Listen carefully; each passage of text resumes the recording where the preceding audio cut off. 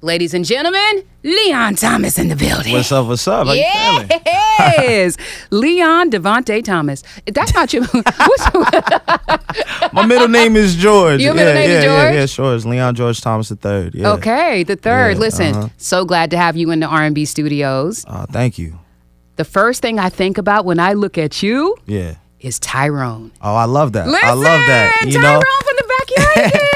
it means we've been in the game a long time. A long time, man. Yeah. Okay, before we go too fast, let me ask you, like, first of all, because I've been listening to your album, and the streets say that is album of the year, by the way. This is what the streets been saying, and that's a beautiful thing, right? That's a big deal. We worked really hard on it, and shout out to all of my co-producers and co-writers. You know, it's definitely a team effort. I'm really excited that people are resonating with it, you know? Yeah, man. Yeah. We've been looking for some good energy, some good music, some good instrumentation, some good lyrics, and you seem to be hitting the mark. Let me ask you, though, who are your inspirations? When you was coming up, like, who was the person you kind of patterned yourself after? Well, you know, my parents are a little bit older, so a lot of my influences are Prince, Marvin Gaye, Michael Jackson, Stevie Wonder, Donny Hathaway is a big one. Ooh. You know, I look for artists that really embody true musicianship and storytelling, and that's just a big part of what I try to create for my own music. Yeah, it comes out in your music. Yeah, so you know a lot of artists before your time. Then you were old soul. Absolutely, definitely an old soul. But I mean, shout out to the Ushers and the Music Soul Childs of the world as well. You know, who really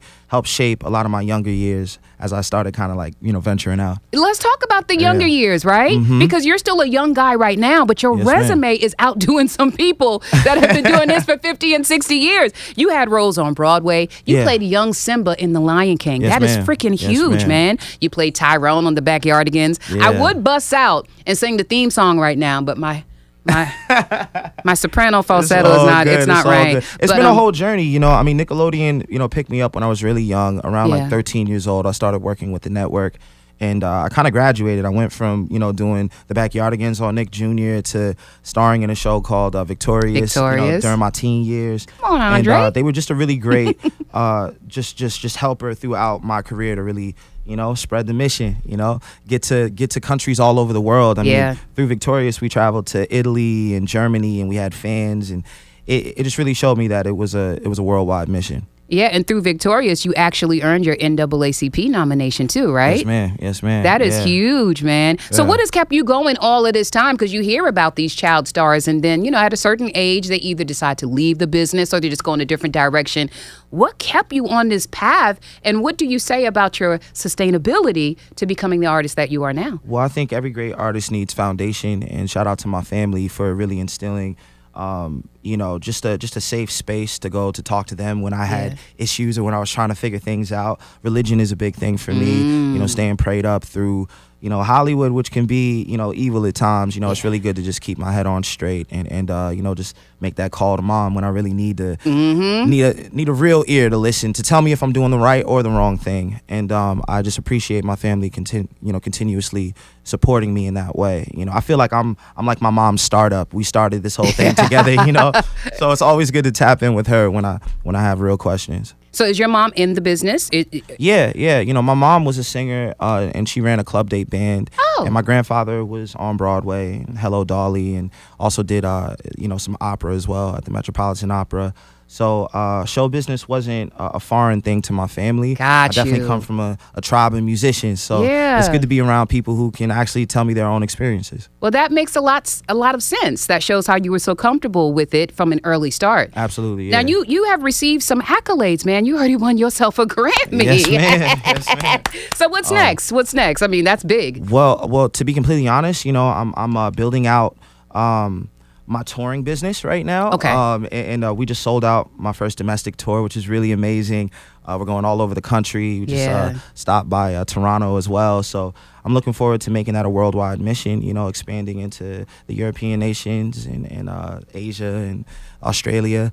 I just really want to build a strong touring business. And I don't mind starting off slow with smaller rooms and intimate shows. I'm doing whatever we can to just like really create a show that people want to see. Well, you're well on your way there. Yeah, and you've been bubbling in the background for quite some time. Yes, ma'am. You've worked with artists like Drake and Toni Braxton, Babyface, Rick Ross. How was it working with SZA? It was amazing working with SZA. You know, she's such an amazing human being. You know, in the studio, she's such a free spirit. She likes to write separately, which is really interesting because I'm very similar in the studio. I like just a room by myself to do my thing, you know. But it was really dope coming up with that record Snooze with her and you know, doing the production and then sending it off and hearing the song back after only like an hour and a half. And she wrote an amazing record over that beat. And it was just one of those moments where I knew we had a very, very, very special song. Yeah. And now I think we just crossed 8 times platinum. Yeah. It's 2 million away from a diamond record. So it was definitely a life-changing experience. Did you expect that record to take off like it did? That's the thing about music. You never know. Honestly, we didn't even know if it was going to make the album, let alone be a single and then, you know, win a Grammy. So, you know, gratitude is the attitude. And I'm super excited and thankful. Yeah, man. So let's talk about Mutt. Yeah. Let's get into it. Why the title Mutt? Well, you know, it's a pretty long story, but I'll like cut it down for you. You know, I got a dog in a previous relationship. Okay. And he's untrained. So sometimes he's around the house just tearing stuff up. And he was messing around and my cat hit him. And he had this face, a face that I recognized when I'm doing the wrong thing in a relationship. And I said to myself, okay, you know, this is a great way to kind of just tie everything in. You know, throughout the history of music, you've seen artists like Elvis use, you know, a dog, hound dog as, you know, his totem, Parliament the Funkadelics, you know, George Clinton, Atomic Dog, Snoop Dogg, Drake. So I felt like it was a really great way to get a message across without really having to do too much marketing and branding work. Just out the gate, you kind of know what I'm talking about, but it leaves rooms for questions like you just asked. I like that. That was quite clever. I like it. So what's your favorite song on the album? You know, there's this record called I Do. It's like kind of manifesting a world that I'm not living in right now, but it's just talking about being ready for marriage. And I feel like my next album is going to be me documenting my process and finding my person and like really tapping in. And I feel like in R&B, you know, they say I'm pretty toxic on a lot of my records, which I think is, it's just me showing a mirror to society right now. All these podcasts are really telling a story. I'm just a soundtrack at this point. But for my next album, I want to kind of paint a different story, kind of document the process of love and action. I like that. Yeah. So you've had this tremendous background, but for somebody just tuning in, for somebody who just heard the song Mutt and it caught their ear and they're Googling Leon Thomas, for that new person to Leon, what do you want them to know about you? I want them to know that I'm a musician and that I'm involved in all aspects of my music, from the production to the writing.